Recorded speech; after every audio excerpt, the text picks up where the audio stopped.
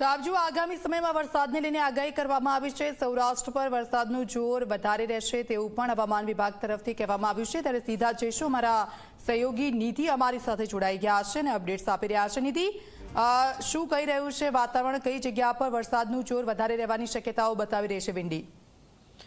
બિલકુલ, આપણે વિંડીના માધ્યમથી જાણવાનો પ્રયત્ન કરીશું કે આગામી દિવસોમાં જે 2 થી 3 દિવસમાં વરસાદની આગાહી કરવામાં આવી છે, અત્યારે હાલ ક્યાંની કેવી પરિસ્થિતિ છે અને આખરે કઈ સિસ્ટમ છે જે સિસ્ટમના કારણે ભર ઉનાળે પણ ચોમાસા જેવો માહોલ સતત આ 2-3 અઠવાડિયામાં આપણે જોઈ રહ્યા છીએ। મારી પાછળ આ વિંડી તમે જોઈ રહ્યા છો, અહીંયા જો આ ગુજરાતનો મેપ છે। આ ગુજરાતમાં પવનની દિશા તમે જોઈ રહ્યા છો।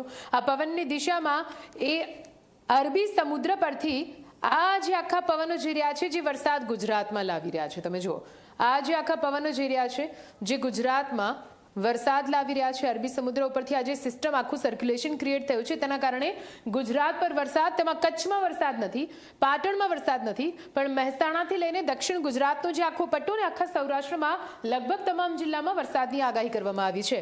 આ તો આપણે આ સિસ્ટમને સમજ્યા કે આખરે સિસ્ટમ કેવી રીતે કામ કરે છે। વરસાદ અત્યારે હાલની શું પરિસ્થિતિ છે એ તમને બતાવીએ।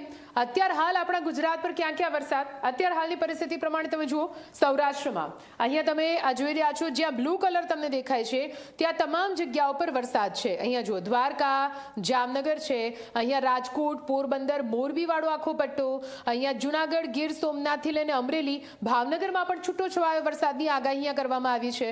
સાથે તમે જુઓ, અમદાવાદ પર વાદળછાયું વાતાવરણ બતાવી રહ્યું છે। અમદાવાદ અને આ જે ખાંભાવાળો આખો જે ખંભાતવાળો આખો જે પટ્ટો થાય છે ત્યાં આગળ ઉત્તર ગુજરાતમાં મહેસાણાથી લઈને ડીસા બાજુ, પાલનપુર બાજુ વરસાદ દેખાડી રહ્યો છે। આ તરફ અહીંયા તમે જુઓ, દક્ષિણનો જે પટ્ટો છે ત્યાં ખૂબ જ ભારે વરસાદની આગાહી છે। વડોદરામાં થોડો ઘણો વરસાદ રહેશે, પણ એની નીચે ભરૂચવાળો, ભરૂચ, તાપી, સુરત, વલસાડ, આ જે આખો પટ્ટો છે ત્યાં ખૂબ જ વધારે વરસાદ થઈ શકે છે એવી આગાહી અત્યારે વિંડીના માધ્યમથી કરવામાં આવી રહી છે। બાકી તમે મધ્યપ્રદેશથી લઈને અહીંયા જે મહારાષ્ટ્રનો પટ્ટો છે ત્યાં પણ વરસાદ નોંધાઈ રહ્યો છે। આ તો આપણે આજની વાત કરી। હવે આપણે આવતીકાલની વાત કરીએ। આવતીકાલે આખરે ક્યાં ક્યાં વરસાદ વિંડીના માધ્યમથી આપણે જોઈ શકીએ છીએ તો એ પણ આપણે જોઈશું કે આખરે આવતીકાલે ક્યાં આગળ કેટલો વરસાદ થઈ શકે છે। લગભગ ઇન્ટરનેટમાં કંઈક પ્રોબ્લેમ આવી રહ્યો છે એટલા માટે આપણે આગળનું નથી બતાવી શકતા, પણ આ જુઓ, અહીંયા સુધીનું આપણી સામે ક્લિયર છે કે આજે ક્યાં આગળ કેટલો વરસાદ પડી શકે છે। અને આજની જે આગાહી કરવામાં આવી છે આગાહી પ્રમાણે પાટણ અને કચ્છને બાદ કરતા લગભગ તમામ જિલ્લામાં છૂટો છવાયો વરસાદ થશે। આ વરસાદ કમોસમી વરસાદ છે, માવઠું છે દીક્ષિતા, એટલા માટે જ આપણા ગુજરાતની ચિંતા ખૂબ વધી છે, કેમ કે જો કમોસમી વરસાદ, માવઠું થાય છે તો સ્વાભાવિક રીતે જે પાક હોય છે, જે રીતે અત્યારે ઉનાળો ચાલી રહ્યો છે તો ઉનાળુ પાક છે તેને ભારે નુકસાન પહોંચી રહ્યું છે। કેરી જે ફળનો રાજા કહેવામાં આવે છે, અત્યારે કેરીની બધા રાહ જોઈને બેઠા છે, પણ હજુ માર્કેટમાં જોઈએ એવી કેરી નથી આવી, કેમ કે આ કમોસમી વરસાદ કેરીના પાકને નડી ગયો છે। આવા તો ઘણા ઉનાળુ પાક છે જેને લઈને ખૂબ જ ખેડૂતો ચિંતિત છે કે આ વખતે અમારા પાકનો 100 કમોસમી વરસાદ માવઠું વાળી દેશે।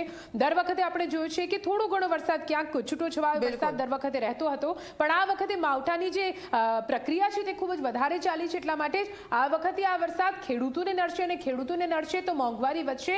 એટલે હવે જોવાનું રહેશે કે શું કંઈ થાય છે, પણ હજુ પણ 4 થી 5 દિવસ માટે આ જ રીતે વરસાદ માટે ગુજરાતે તૈયાર રહેવું પડશે। દીક્ષિતા।